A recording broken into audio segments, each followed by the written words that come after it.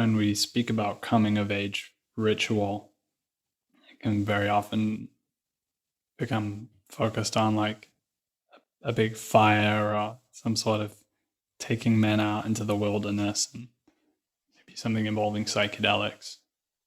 But I think that the coming of age process can actually be much more gradual and similar to that infinitesimal courage thing that we spoke about before. And so you declaring your readiness or desire or feeling called to be involved in men's work or to be leading men is an expression of a becoming to me.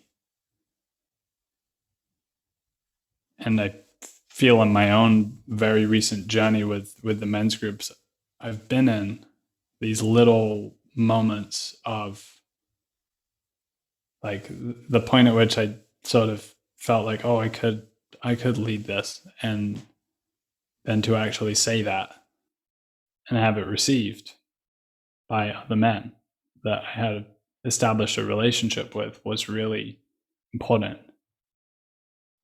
And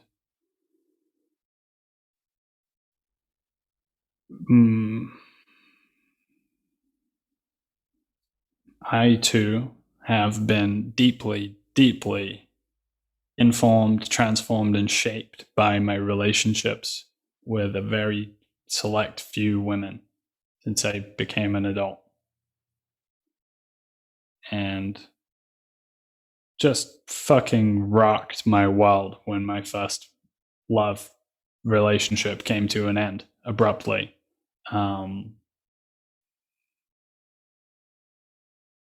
And I was probably 19 or something, and that wound was pretty much not able to be integrated. It was just, I didn't have any male relationships that were capable of attending to that. And then the natural consequence of that is that we go to the next female relationship in order to somehow to tend to that. And yeah, I recollect it being exactly 2 years from the breakup to the actual moment where I had fully acknowledged and dropped into the amount of pain that was caused by that. And I think the obviously that the degree of love is correspondent with the degree of pain with the loss, but I think it's also that there was such a lack of other relationships in my life that were anywhere near as deep as the one with that woman, that the loss of it was so much more, so much greater. And I was in another relationship, in many ways playing out and working out the consequence of not healing from the first one, and learned a lot of things and became, but also took on a lot of trauma and was in a deeply imbalanced relationship where things were happening and my capacity to communicate my boundaries wasn't there. And nobody in my life, I didn't have any other relationships in my life in that relationship where the truth of that relationship, both the intensity of the love and the intensity of the pain and hardship and the confusion of what was playing out with both of our sort of traumas interacting, wasn't communicated to anybody. So it went on for a long time. And when I got to the end of it and I really dropped into all of that, that was a transformative process. And out of the course of undergoing that transformation, I had to really acknowledge and realize that none of my male relationships had been aligned in a way that could have actually supported me in that, or female friendships for that matter. So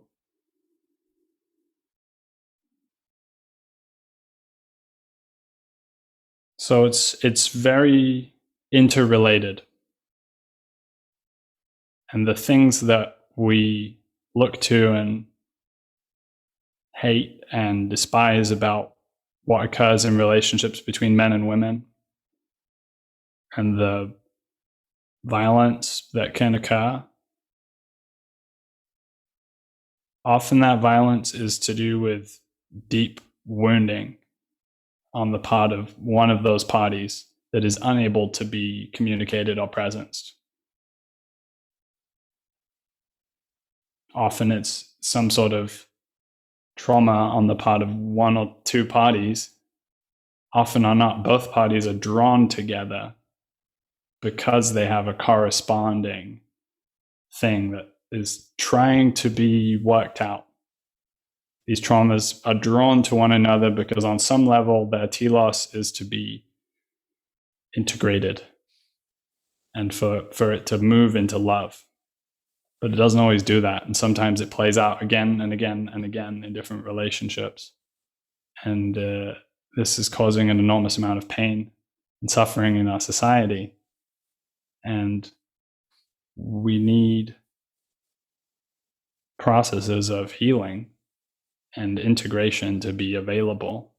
And I think we need contexts where men talk to other men and women talk to other women in an intimate and engaged way, not as a, oh, here's my boys club and fuck all the other women in the office. And no, it's like, it's in support of my relationship with my fiance that I participate in a men's group.